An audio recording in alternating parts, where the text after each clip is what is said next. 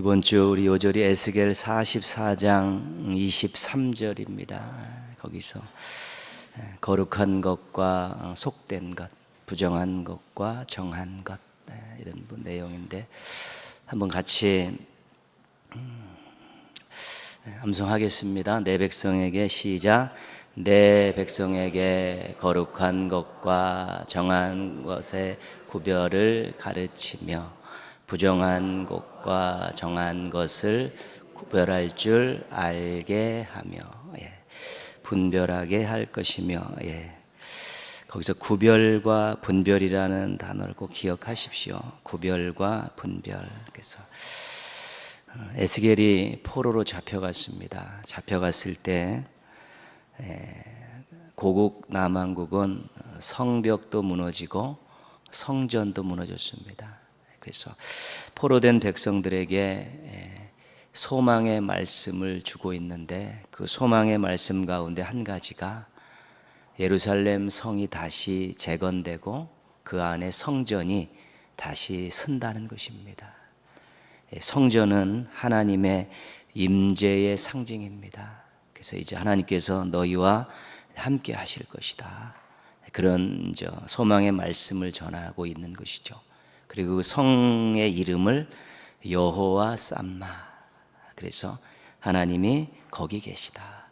이제 하나님께서 그 새 예루살렘에 또 그 성전 안에 계실 텐데 너희가 다시 그곳으로 돌아가게 될 것이다 라는 그런 소망의 말씀을 들려줍니다. 그 에스겔에서 뒷부분에 나오는 그 소망의 말씀 가운데 나오는 것이 오늘 요절 말씀입니다. 근데 요절 말씀을 누구에게 줬냐면 제사장들에게 준 말씀입니다. 너희들 제사장들아, 너희들은 백성들에게 거룩한 것과 속된 것을 구별할 수 있도록 가르치고 부정한 것과 정한 것을 분별할 수 있도록 그렇게 훈련을 시켜라. 이제 그 사명을 준 것이죠. 그래서 구약에 있어서 이스라엘에게 있어서 제사장들의 사명은 거룩함입니다. 백성들을 거룩한 백성답게 살도록 도와주는 것이 제사장들의 사명입니다.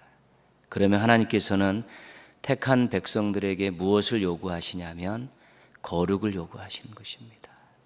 예전에 거룩한 것과 속된 것이 있을 때 이거 어느 것이 거룩하고 어느 것이 속된 것인가를 잘 구별하고 또 부정한 것과 정한 것이 있을 때 이것들을 잘 분별해서 제대로 선택하고 또 제대로 된 삶을 살기를 원하는 것이 하나님의 마음입니다. 오늘날 제사장의 직분은 없습니다. 우리 모두가 다 제사장입니다. 하나님 앞에 언제든지 예수 그리스도의 이름으로 나아갈 수 있기 때문에 우리는 다 왕 같은 제사장들입니다. 근데 또 교회 안에서 가르침의 사역을 하는 사람들에 의해서 우리가 또 말씀을 통해서 하나님의 뜻을 깨닫는 것이지요. 스스로도 말씀으로 또 기도함으로 거룩한 삶을 살도록 노력해야 되고요. 또 교회는 말씀을 잘 가르치고 또 신앙의 훈련을 잘해서 거룩한 백성답게 살게 하는 그런 사명을 잘 감당할 수 있어야 되는 것입니다. 그래서 거룩한 삶의 핵심은 말씀에 있습니다. 무엇을 구별하고 분별할 수 있는 기준은 1차적으로 말씀입니다. 그 말씀을 충분히 숙지할 때 이것이 하나님이 원하시는 것인가 아닌 것인가, 이것이 거룩한 것인가 속된 것인가를 말씀을 가지고 1차적으로 구별하고 분별할 수 있어야 되는 것이죠. 근데 세상이 또 너무 복잡하고 또 교묘한 일들이 많기 때문에 또 하나님 앞에 기도하면서 그런 지혜를 달라고 분별력을 달라고 간구할 필요도 절대적인 것입니다. 제가 정확하게 판단할 수 있도록 저에게 분별력을 주십시오. 저에게 지혜를 주십시오. 기도하면서 우리가 말씀을 기반으로 또 주시는 지혜와 분별력을 가지고 어떤 일들을 잘 판단하고 선택하고 구별하고 분별할 때 이제 거룩한 그런 삶의 모습을 하나님 앞에 보여드리는 하나님의 백성들이 될 수 있다는 것입니다. 내가 거룩하니까 너희도 거룩하라. 근데 이 세상이 너무나 거룩과는 반대로 가고 있기 때문에 우리가 그냥 아무 의지 없이 그냥 이렇게 살아가다 보면 자신도 모르게 세상과 동화되어져 갑니다. 세상에 이렇게 휩쓸려 가게 되는 것이죠. 그러면 어느 순간에 생각하는 것도 말하는 것도 행동하는 것도 삶의 모습도 거룩과는 무관한 세상과 비슷한 모습으로 변질되어질 수 있다는 것입니다. 깨어 있어야 되는 이유이고요. 우리가 늘 말씀을 붙들고 기도해야 될 아주 중요한 이유입니다. 가만히 있어서 되는 일은 없습니다. 특별히 신앙이라는 것은 거센 도전을 받고 있기 때문에, 악한 세력들의 도전을 받고 이 세상 문화의 거친 도전들을 받고 있기 때문에 깨어서 버텨내지 않으면, 힘써서 나아가지 않으면 휩쓸려 갈 수밖에 없는 것입니다. 내가 어떻게 이런 생각을 하게 될까? 내가 어떻게 이런 말들을 막 쏟아낼까? 내가 내 삶이 언제 이렇게 되었을까? 그렇게 깜짝 놀라는 일이 없어야 되는 것입니다. 매일 또 새벽을 깨우시는 분들, 또 집에서 개인 경건 생활을 갖는 분들, 또 저녁에 나름대로 기도하면서 하루를 마감하시는 그런 시간들, 이런 것들이 우리를 거룩함을 유지하게 하는데 큰 힘이 되어지는 것이죠.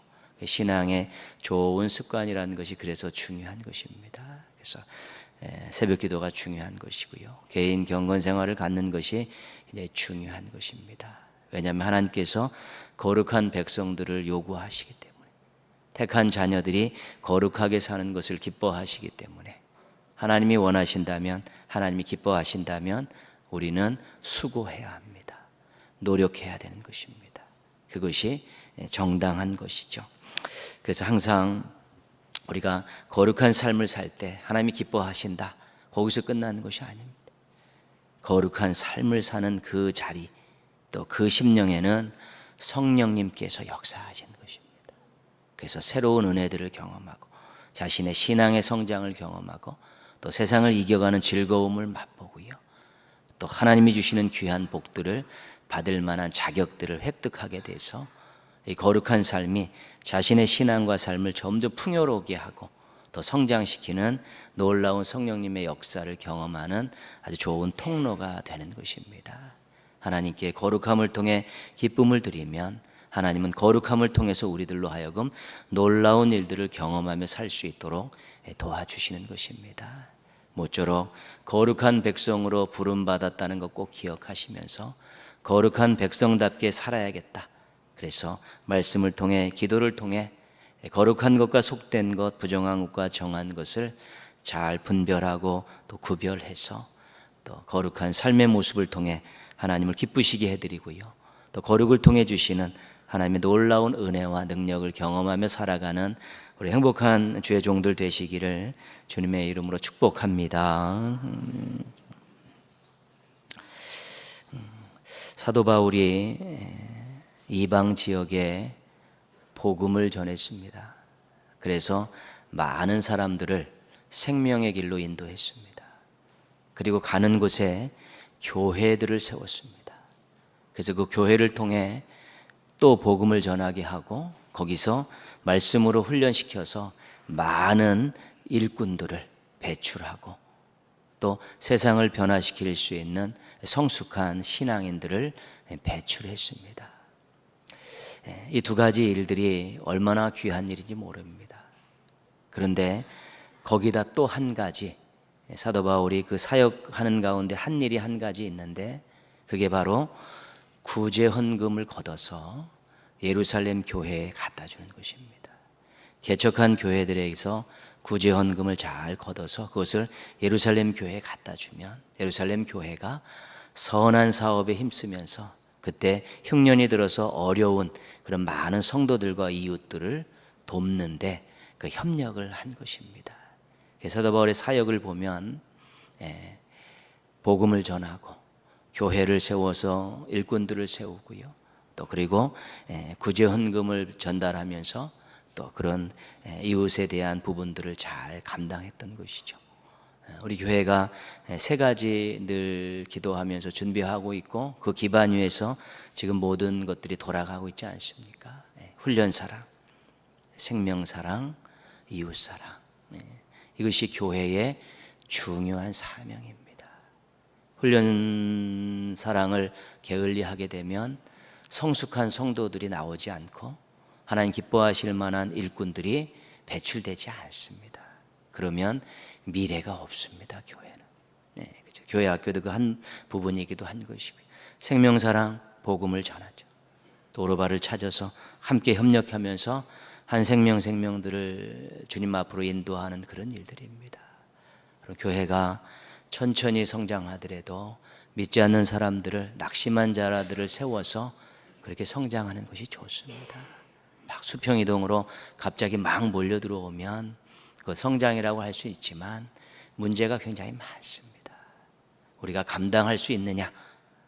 우리의 사랑으로, 우리의 믿음으로, 우리의 교제의 그런 모습으로 감당할 수 있느냐? 그런 거 감당 못 해가지고 분란이 일어나는 교회들도 굉장히 많습니다. 그래서 기본적으로는 믿지 않는 사람, 또 낙심한 사람들을 우리가 오르바로 선정하고 또 함께 권면하고 또 전도팔팀이 가서 또 복음을 제시하면서 그렇게 전도하고 또 훈련시켜서 좋은 신앙인들, 일꾼들로 이제 키워가는 것입니다. 이웃사랑을 배달하고 있지 않습니까? 그거 계속 해야 되고 확대해 나가야 됩니다. 교회는 담이 높아지면 안 되고 담이 낮아져야 되고요. 우리가 거저받은 것들을 늘 어떻게 하면 선교를 통해 이웃사랑을 통해서 계속해서 물질적으로 또 땀으로 계속해서 내보내야 될까를 늘 고민하면서 통로들을 확실하게 개설해 놓을 수 있어야 되는 것입니다. 이 세 가지를 잘 균형 있게 해나가는 것이 건강한 교회고요. 또 그런 교회 안에서 신앙생활하게 될 때 우리가 훈련도 받고 또 복음도 전하며 한 생명들을 구원하고 세워가며 또 이웃사랑도 실천하면서 우리의 신앙도 건강하고 건전하게 성장해 갈 수 있는 것입니다. 어디 가서 뭐 교회 얘기하고 신앙 얘기할 때요, 뭐 얘기합니까? 뭐 교회가 얼마나 크냐, 인원이 얼마나 나오냐, 재정이 어떠냐, 시설이 어떠냐, 그런 것들은 아무짝에 소용없는 것입니다. 그것은 하나의 수단이고 도구입니다. 그건 자랑거리들이 아닙니다. 그것은 정말로 초라한 초가집과 같은 교회에서도 정말 하나님을 잘 섬기는 일꾼들이 얼마든지 배출될 수 있고요. 그 한 사람이 훈련받은 사람이 자신의 삶의 자리에 가서 소금과 빛으로 살아가는 일들이 얼마든지 일어날 수 있습니다. 우리는 정말 하나님의 뜻을 받들어서 주님의 뜻이 이루어지기 위한 그런 훈련을 받고 그러한 봉사를 하며 살고 있습니다. 그런 것이 자랑입니다. 그런 것은 자랑해도 괜찮은 것입니다. 그러나 다른 것 갖고 자랑하는 것은 별반 유익되는 것이 아닙니다. 건강한 신앙, 건전한 삶, 하나님을 기쁘시게 하는 모습들, 이런 것들이 우리의 진정한 자랑거리가 되는 것이죠. 모쪼록 복음 전파와 또 교육훈련과 이웃사랑을 하는 이 사도 바울 중심의 그런 초대교회의 아름다운 그런 모습들을 우리 교회도 잘 받아서 훈련사랑, 생명사랑, 이웃사랑을 균형 있게 또 잘해서 건강한 교회로 인정받고 그 안에서 멋지게 신앙생활하고 봉사하는 행복한 성도들이 넘쳐나기를 주님의 이름으로 축원합니다. 오늘은 바울이 복음 전파를 하면서 한 가지 계획을 세운 것, 이 구제헌금에 대한 내용들을 살피려고 합니다. 우리 예루살렘의 교회를 생각하면서 저 모교회에서 이런 많은 지교회들이 생겨났는데 그 교회가 선한 사업을 힘써야 되는데 또 어렵고 힘든 이웃들을 잘 돌봐야 되는데 또 실질적으로 교회에도 어려움이 있는데 이것을 바라보면서 미리 개척한 교회들에게 사람들을 보냈습니다. 그래서 구제헌금을 준비해라. 고린도 교회는 1년 전에 디도를 통해서 이미 통보를 했습니다. 너희들 구제헌금 잘 준비해놔라. 그것이 사도 바울이 복음 전파를 하면서 마지막에 가졌던 하나의 중요한 사명이었습니다.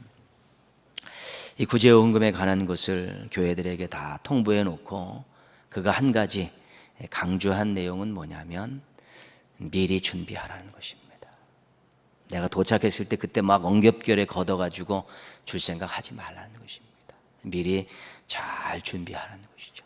충분히 기도하고 또 헌금을 준비하라는 것입니다.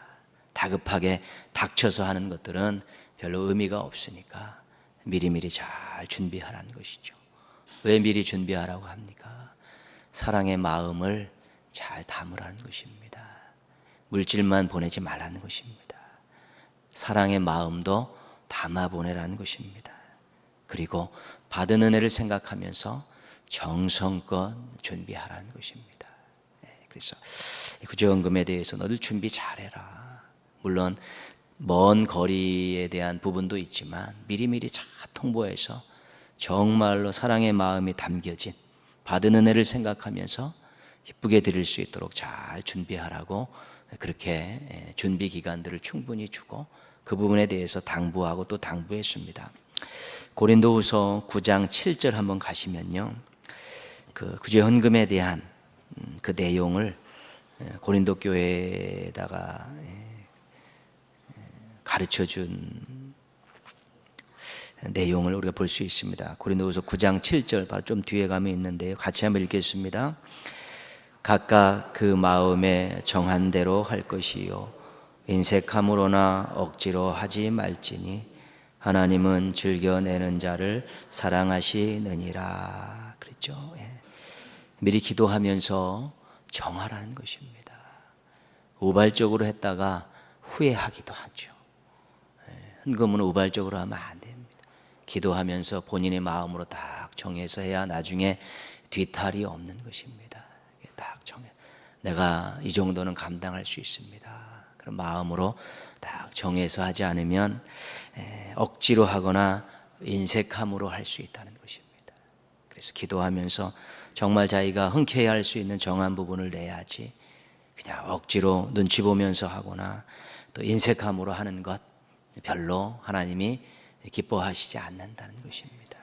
드림은 항상 하나님께 드림은 억지로 하거나 인색함으로 하는 것들은 그렇게 안 좋은 것입니다. 기뻐하시지 않는 것입니다.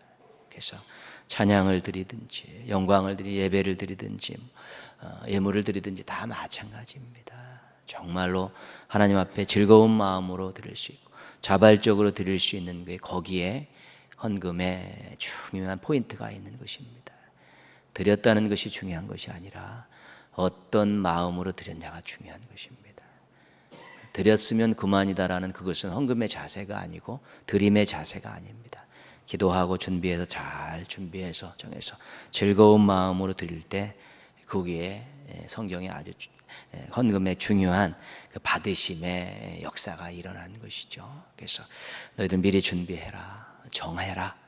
그래서 억지로 드리다든가 인색하고 드리는 일 없도록 해라. 그렇게 신신 당부를 하고 있는 것입니다. 구제헌금에 대한 또 한 가지 강조한 사실이 있는데요, 8장 14절이죠. 오늘 본문 조금 위로 올라가 보면요, 8장 14절 같이 읽겠습니다. 이제 너희의 넉넉한 것으로 그들의 부족한 것을 보충함은 후에 그들의 넉넉한 것으로 너희의 부족한 것을 보충하여 균등하게 하려 함이라. 그죠? 이것이 구제헌금의 성격을 띠고 있지만 사랑의 교제라는 것입니다. 지금은 너희가 넉넉해서 그들을 돕지만 언젠가는 그들이 넉넉해서 부족한 너희들을 돕는 날이 있을 것이다. 그러니까 지금 돕는다고 우쭐대지 마라. 너희들도 인생 살다 보면 어떤 일이 생길지 모른다. 이것은 있는 자가 없는 자를 도와주는 그런 개념이 아니라 서로 사랑으로 주고받는 개념입니다. 그것을 놓치지 말라는 것입니다. 구제의 아주 중요한 내용을 짚고 있는 것이죠. 서로 부족할 때 돕는 것이고 사랑으로 왕래하는 것이고 서로 주고받는 것이다. 누구 걸 가지고요? 하나님의 것을 가지고 서로 주고받는 것이니까 너희들 혹시 이거 구제헌금 한다고 우쭐대는 마음 갖지 마라. 너희들 뭐 대단하다는 것 그런 생각 갖지 마라. 언젠가는 또 도움받을 일이 있고 그렇게 사랑을 주고받을 때 그것이 하나님 기뻐하시는 거다. 뭐 선심 쓰듯이 하지 말고 그냥 그렇게 사랑의 마음으로 하나님께 받은 거 하나님 뜻대로 전한다는 그런 마음을 가지고 순수한 마음을 잃지 말고 해라. 사랑의 교제라는 마음을 가지고 이 일을 하라. 그렇게 또 당부하고 있는 것입니다. 그래서 구제라는 헌금을 용어를 잘 안 쓰려고 하지요. 우리가 이웃사랑으로 바뀐 이유도 그런 것입니다. 구제라 그러면 있는 자가 없는 자를 도와준다는 그런 개념이죠. 그래서 있는 자 도와주는 자는 우쭐대고 받는 자는 기가 죽고 뭐 그런 개념은 아니라는 것입니다. 하나님의 것을 나에게 많이 맡기셨기 때문에 내가 즐겁게 또 이렇게 하나님 뜻대로 전한다는 그런 마음을 잃어버리지 말라고 그렇게 당부하고 있는 것입니다. 우리도 이웃사랑 헌금을 하고 있고 여러분들도 개인적으로 여러 가지 일들을 하고 있는데요. 늘 주께 받은 은혜를 생각하면서 해야 되는 것입니다. 이웃사람 헌금을 할 때도 여러분 개인적으로 무언가를 또 후원하고 그럴 때도 늘 주님께 받은 은혜를 생각해야 되는 것이죠. 그래서 이것은 우쭐한 마음을 가지고 하는 것이 아니라 주의 것을 가지고 주의 사랑을 나눈다는 마음을 가지고 하게 될 때 그 마음이 진짜 아름다운 마음이고 하나님 기뻐하시는 그런 마음입니다. 그래서 그것을 지금 강조하고 있죠. 자, 준비해라. 미리미리 준비하자. 그래서 자기가 할 것들 딱 정해서 헌금하고 거기서 억지로 한다든가 인색함으로 하는 마음 갖지 않도록 하자. 정말로 사랑의 마음을 담자. 그리고 이거 하면서 정말로 누군가를 어려운 사람을 도와주는 우쭐대는 마음 갖지 말고 주님 것을 가지고 주님 뜻대로 전달한다는 마음을 가지고 그리고 나도 언젠가는 또 그 사랑을 받을 수 있다는 그런 생각 가지고 그런 마음을 가지고 잘 준비하자 그런 것이죠.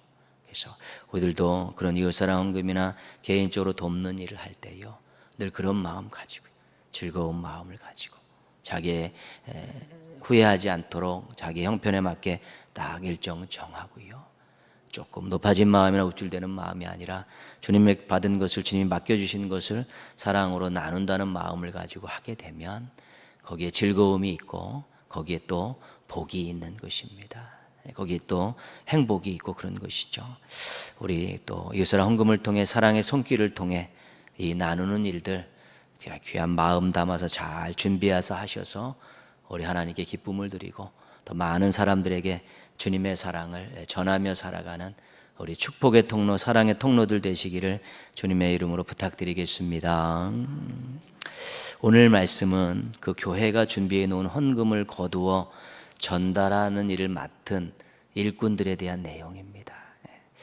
고린도 교회 1년 전부터 헌금을 준비하라고 디도를 통해 당부했습니다. 때가 되자 사도 바울이 누구를 보낼까 이제는 고민을 하고 있습니다. 왜냐하면 또 먼 길 가서 그 거액을 받아가지고 또 모여서 예루살렘까지 가야 되기 때문에 또 위험한 일이기도 하고 힘든 일이기도 합니다. 그런데 16절 오늘 17절 말씀 보시면요. 너희를 위하여 같은 간절함을 디도의 마음에도 주시는 하나님께 감사하노니 그가 권함을 받고 더욱 간절함으로 네 글자 뭡니까? 자원하여 너희에게 나아갔고 그래서 디도에게 또 부탁을 한 것이죠. 그랬더니 디도가 흔쾌하게 제가 하겠습니다 하고 자원했다는 것입니다. 근데 디도의 마음속에 뭐가 있었냐면 간절함이 있었다는 것입니다. 그 교회를 사랑하는 마음, 또 그 교회를 믿고자 하는 그런 마음들, 그 일을 함에 있어 그 교회를 사랑하는 마음, 또 이 일에 대해서 하고 싶은 그런 마음들이 있었다는 것입니다. 그래서 그런 마음을 주신 하나님께 감사했다는 것입니다.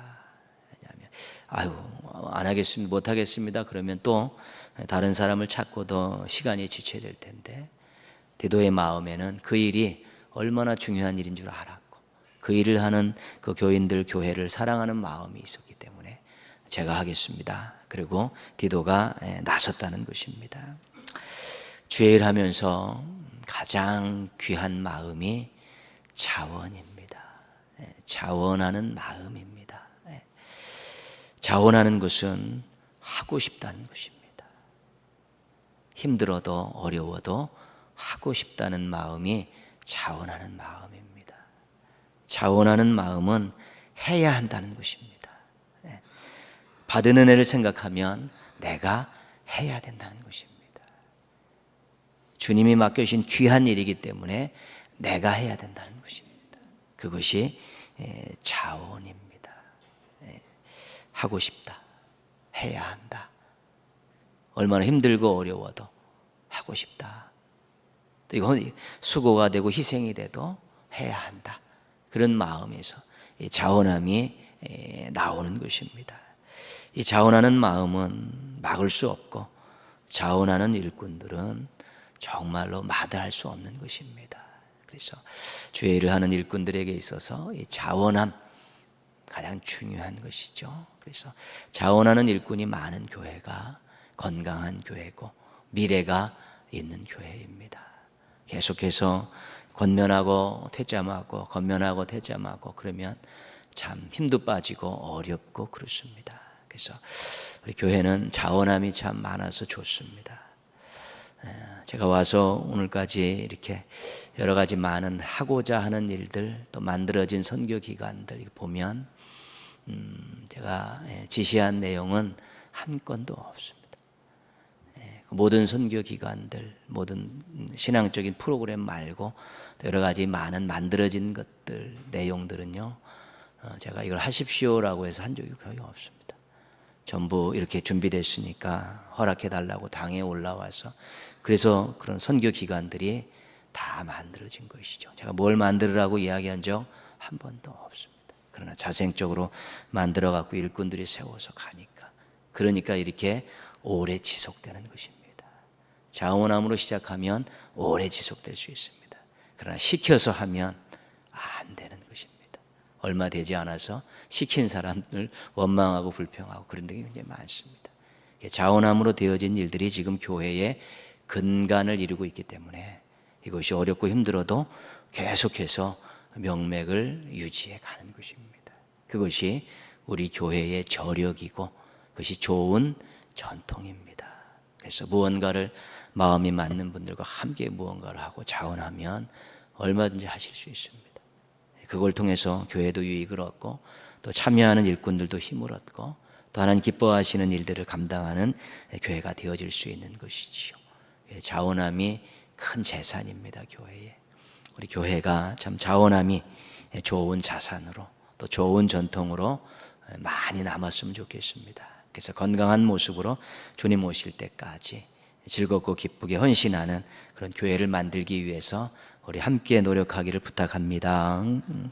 18절 말씀 한번 보시면요. 또 그와 함께 그 형제를 보내었으니 디도와 함께 한 명의 형제를 보냈다는 것입니다. 디도만 보내지 않고요. 근데 18절 말씀 보시면요. 중간에 이 사람은 같이 읽겠습니다. 복음으로써 모든 교회에서 칭찬을 받는 자요. 그러니까 주변에 있는 교회들의 이 복음을 전하면서 그 교회들로부터 인정받은 사람이라는 것이죠. 그러니까 복음의 열정에 있어서만큼은 모든 교회들이 칭찬하는 신실한 일꾼이라는 것입니다. 근데 그 사람이 또 디도와 함께 가게 되었다는 것입니다. 19절에 보시면요. 어떤 말씀이 있냐. 이뿐 아니라 그는 동일한 주의 영광과 우리의 원을 나타나기 위하여 여러 교회의 택함을 받아 우리가 맡은 은혜의 일로 우리와 동행하는 자다. 그러니까 교회들이 적극 추천한 것입니다. 이 사람 괜찮다고 그 일 맡길만 하다라고 인정해서 추천했다는 것이죠. 근데 왜 교회들이 이런 일꾼을 추천했을까요? 이 일이 돈과 관련된 일이기 때문에 그렇습니다. 교회들에게서 1년여 동안 모아놓은 헌금 큰 액수 아니겠습니까? 거액이라고 이야기하고 있죠. 근데 그런 거기에 있어서 문제가 생기면 안 된다는 것입니다. 문제가 생기지 않도록 또 한 명의 일꾼을 거기다가 추천을 해서 같이 보내고 있는 것입니다. 22절 말씀 보시면요. 또 그들과 함께 우리의 한 형제를 보내었노니 근데 그 두 명 위에 또 한 명을 붙인 것입니다. 거기에. 근데 그 사람이 어떤 사람이냐면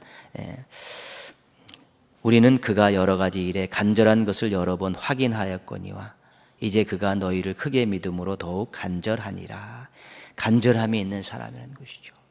주의 일에 사랑하는 마음으로, 또 교회와 성도들을 또 사랑하는 마음, 또 어떤 주의 일을 맡겼을 때 그것을 잘하고자 하는 그런 마음들을 가지고 있었다는 것입니다. 그래서 이 세 사람의 공통점은 뭐냐면 간절함입니다. 주님 사랑하는 마음, 교회들을 인정하는 마음, 주의 일을 하고 싶은 그런 마음들이 다 있어서 디도처럼 디도가 제가 하겠습니다 자원했고요. 이 두 명의 일꾼들도 결국은 교회가 권했을 때 그들이 군소리 없이 이 일에 동참하게 되었다는 것입니다. 근데 두 명만 보내도 되는데 또 세 명을 보낸 것이죠. 왜 그랬습니까? 돈과 관련된 일이기 때문에 그렇습니다. 신실한 세 명이 모이면 절대로 문제가 생기지 않는다는 것이죠. 두 명은 결탁하기가 쉽습니다. 세 명은 어렵죠. 그리고 또 이동 과정 속에서 또 어떤 위험을 만날 수도 있죠. 세 명을 딱 모아가지고 이것을 잘 하도록 한 것이죠. 그 내용이 20절 말씀에 나와 있죠. 같이 한번 읽겠습니다. 20절. 이것을 조심함은 우리가 맡은 이 거액의 연보에 대하여 아무도 우리를 비방하지 못하게 하려 함이니. 조심했다는 것입니다. 사람들을 못 믿어서 그런 게 아니라 이 일이 헌금과 관련된 일이기 때문에 말이 많이 나올 소지가 있기 때문에 조심해서 신실하고 간절함이 있는 세 명을 묶었다는 것입니다.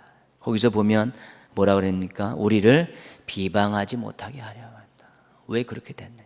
왜 모자라느냐? 왜 이러냐? 말이 많다는 것입니다.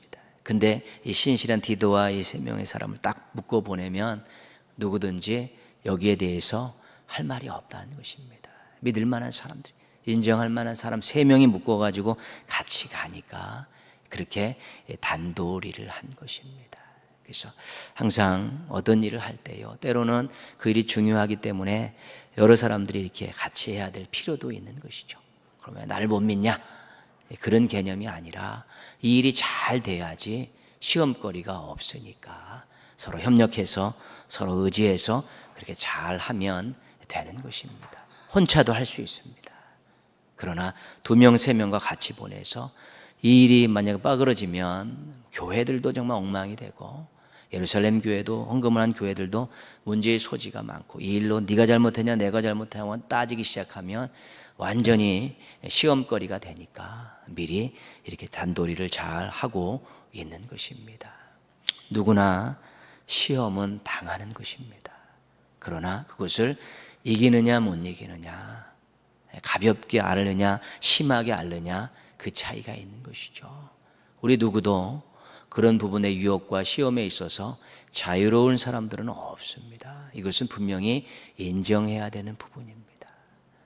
성경에서 많은 인물들, 위대한 인물들, 존경하는 인물들의 그런 실수담들을 그대로 기록해 놓은 이유가 있습니다.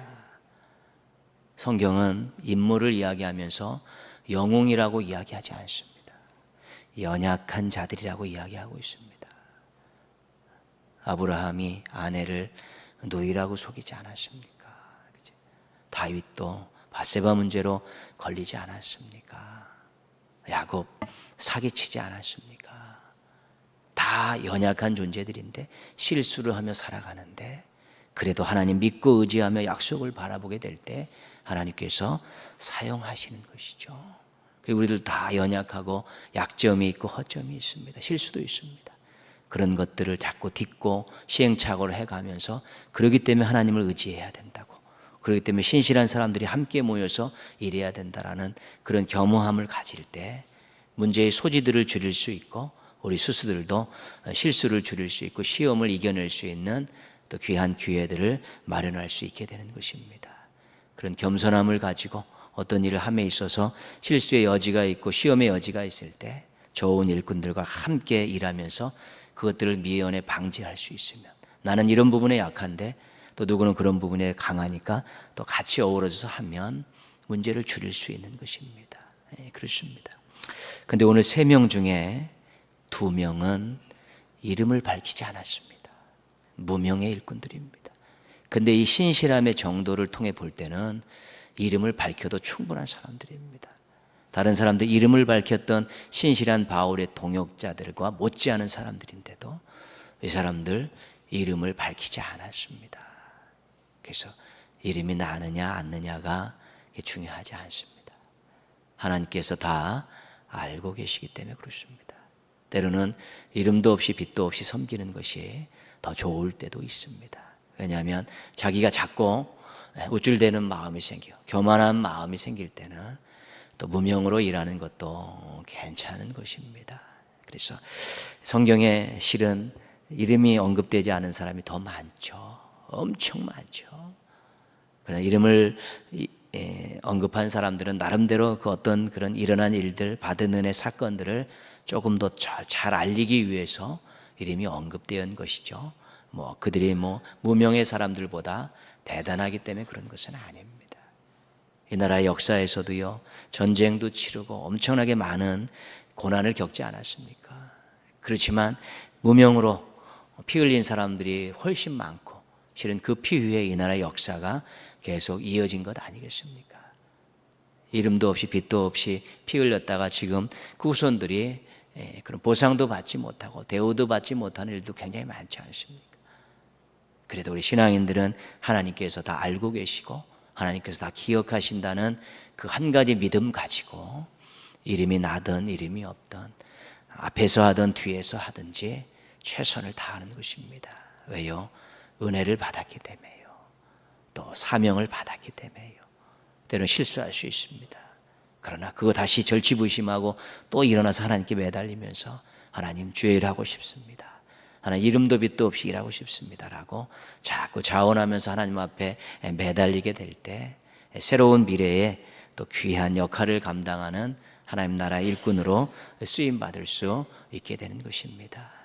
신실하십시오. 겸손하십시오. 준비하십시오. 그럼 우리 하나님께서 반드시 사용하십니다. 이름이 있건 없건 개의치 마십시오. 하나님이 쓰셨으면 쓰신 자의 이름은 다 기억하고 계시고 어떤 마음으로 했는가 다 알고 계시고요. 그에게 또 그의 자손들에게 거기에 대한 응분의 충분한 대가를 치르시는 분입니다.